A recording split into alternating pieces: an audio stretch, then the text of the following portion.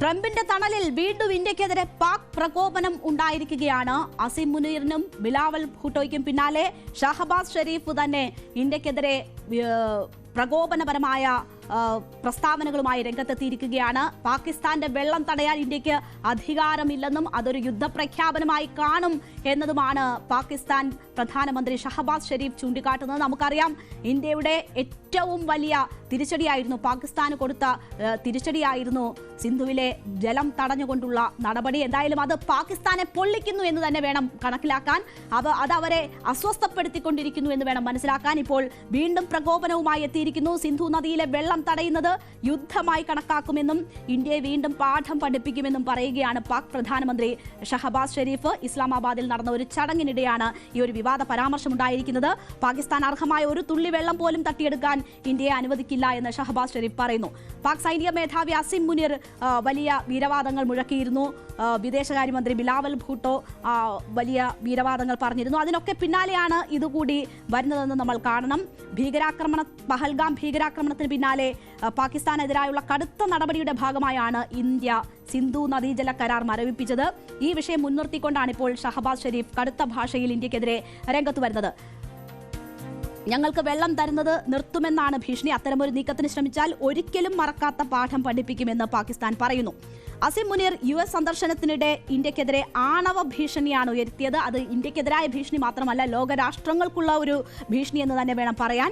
പാക് സൈനിക മേധാവി പറഞ്ഞത്, ഞങ്ങളെ ആരെങ്കിലും ആക്രമിച്ചാൽ ലോകത്തിന്റെ ഒരു ഭാഗവും കൊണ്ട് ഞങ്ങൾ പോവുകയുള്ളൂ എന്നതാണ്. മാത്രവുമല്ല, അവിടെ അണക്കെട്ട് സിന്ധു നദീജല കരാർ മരവിപ്പിച്ച ഇന്ത്യ അവിടെ പാകിസ്ഥാന് ജലം തരാതിരിക്കാൻ അണക്കെട്ട് കെട്ടട്ടെ, പണി പൂർത്തിയാകുമ്പോൾ അത് മിസൈൽ ഉപയോഗിച്ച് തകർക്കും എന്നുകൂടി ഭീഷണി മുഴക്കിയിരുന്നു അസീം മുനീർ. അത് ഈ പാകിസ്ഥാനിൽ നിന്ന് അമേരിക്കയിലെത്തി അവിടെ ആതിഥേയത്വം സ്വീകരിച്ചുകൊണ്ട് പാക് പ്രവാസികളുടെ സംഘടിപ്പിച്ച ഒരു ചടങ്ങിലായിരുന്നു ഈ വലിയ ഭീഷണി. അത് ഇന്ത്യക്കെതിരായ ഭീഷണി എന്ന് മാത്രം പറഞ്ഞാൽ പോരാ, പാകിസ്ഥാൻ ഒരു തെമ്മാടി രാഷ്ട്രമാണ് എന്നത് ലോകത്തോട് വിളിച്ചു പറയുന്ന ആണവ ഭീഷണി മുഴക്കുന്ന ഒരു പ്രസ്താവനയാണ് അസീം മുനീറിന്റെ ഭാഗത്തു നിന്നും ഉണ്ടായത്.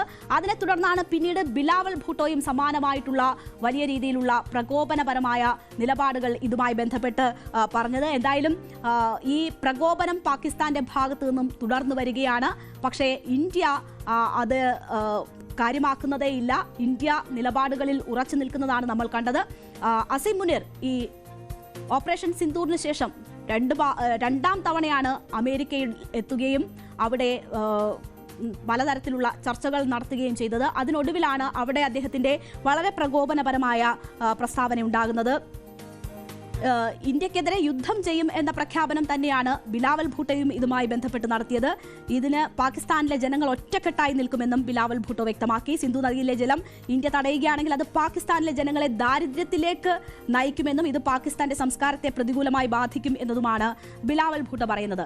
അസീം മുനീർ പറഞ്ഞ പ്രസ്താവന അത് ലോകത്തിന് തന്നെ ഭീഷണിയാണെന്നിരിക്കെ പെന്റഗണിന്റെ മുൻ ഉദ്യോഗസ്ഥൻ മൈക്കൽ റൂബിൻ അസീം മുനീറിനെതിരെ രംഗത്ത് വന്നിരുന്നു. സ്യൂട്ടിട്ട ഒസാമ ബിൻ ലാദനാണ് അസീം മുനീർ എന്ന ഒരു വിമർശനമാണ് അദ്ദേഹം ഉന്നയിച്ചത്. കാരണം US-ന്റെ മണ്ണിൽ നിന്ന് ഇത്തരമൊരു ഭീഷണി മുഴക്കാൻ ഇതുവരെ ആരും തയ്യാറായിട്ടില്ല. ഇപ്പോൾ ഉസാമ ബിൻ ലാദൻ ചെയ്തതെന്താണോ പറഞ്ഞതെന്താണോ അതാണ് അസീം മുനീർ പറഞ്ഞിരിക്കുന്നതെന്നും അത് അസീം മുനീറിനെ വിലക്കണം, വിസ നൽകുന്നതിൽ ഉൾപ്പെടെയുള്ള കാര്യങ്ങളിൽ അസീം മുനീറിനെ വിലക്കണം എന്നതും കൂടി ചേർത്തുകൊണ്ടാണ് പെന്റഗൺ മുൻ ഉദ്യോഗസ്ഥൻ രംഗത്ത് വന്നിരിക്കുന്നത്. വലിയ വിമർശനം ഈ അസീം മുനീറിന്റെ പരാമർശത്തിനെതിരെ അമേരിക്കയ്ക്കുള്ളിൽ തന്നെ ഉയരുന്നുണ്ട്. പാകിസ്ഥാനെ തീവ്രവാദ രാഷ്ട്രമായി പ്രഖ്യാപിക്കണമെന്നും തുടങ്ങിയ കാര്യങ്ങളും മൈക്കൽ റൂബിൽ ഉന്നയിച്ചു.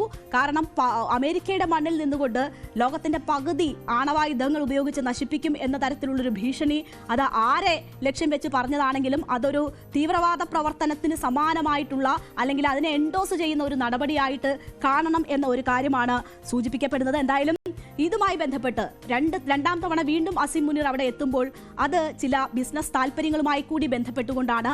അത് ട്രംപും അസീം മുനീറും തമ്മിലുള്ള വ്യക്തിപരമായ ചില ഇടപാടുകളുടെ കൂടി ഭാഗമാണ്. ആ തണലിൽ നിന്നുകൊണ്ടാണ് അസീം മുനീർ അമേരിക്കയുടെ മണ്ണ് തന്നെ ഉപയോഗിച്ച് ഇന്ത്യക്കെതിരെ ഭീഷണികൾ ഉയർത്തുന്നത്.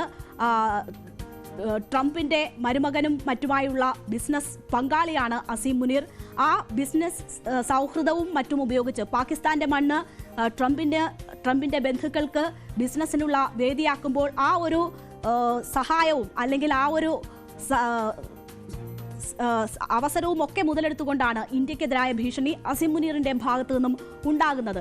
എന്തായാലും പാകിസ്ഥാൻ മുഴക്കുന്ന ഈ വീരവാദങ്ങൾ കരുതലോടുകൂടി തന്നെയാണ് ഇന്ത്യ കാണുന്നത്.